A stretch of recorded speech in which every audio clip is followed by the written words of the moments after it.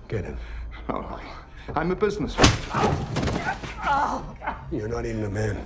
Finally, Keene confessed he had handed over land deeds to Delarue, helping him take over the town. Afterward, John visited Mrs. Whistler's old store, now managed by her grandson, Wojciech. John gathered supplies, including ammunition and flammable liquids. He urged Wojciech to inform Sheriff Malik about the corrupt partnership between Delarue and Keene. It's that sticky oil. Delarue believes it will soon be worth thousands. Let me come. You're just a kid. I've been practicing my shooting. I'm not a bad shot. The following morning, John set his plan in motion. He placed Mayor Keene's body inside a coffin as a decoy. Delarue opened it, shocked, and ordered his men to burn it. At the same time, Wojciech started a bonfire to draw more attention. Then, hidden behind cover, he began shooting.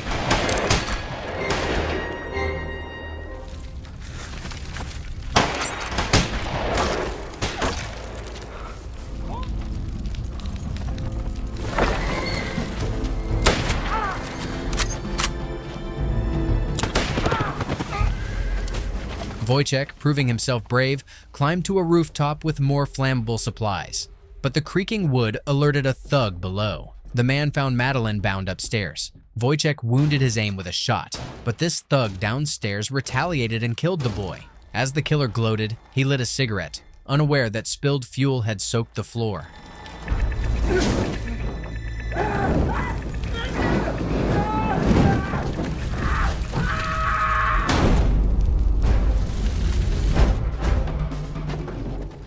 Hearing the commotion, John rushed toward the flames. He saw the thug dragging Madeline out. With precise aim, John shot him in the leg, sending him falling.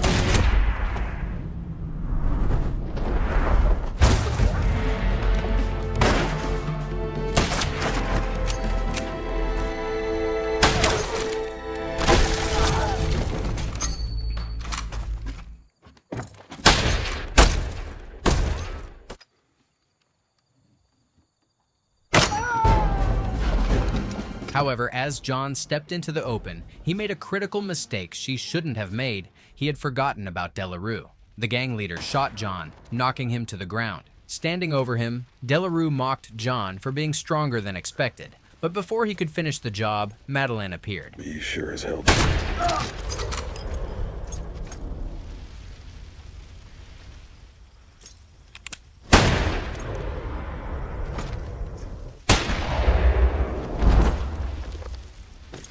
After the gunfire, John and Madeline pointed weapons at each other. For a tense moment, they stood frozen, but then, silently, they lowered their guns. They had both lost so much and now shared a single enemy. Just then, Sheriff Malik arrived with backup.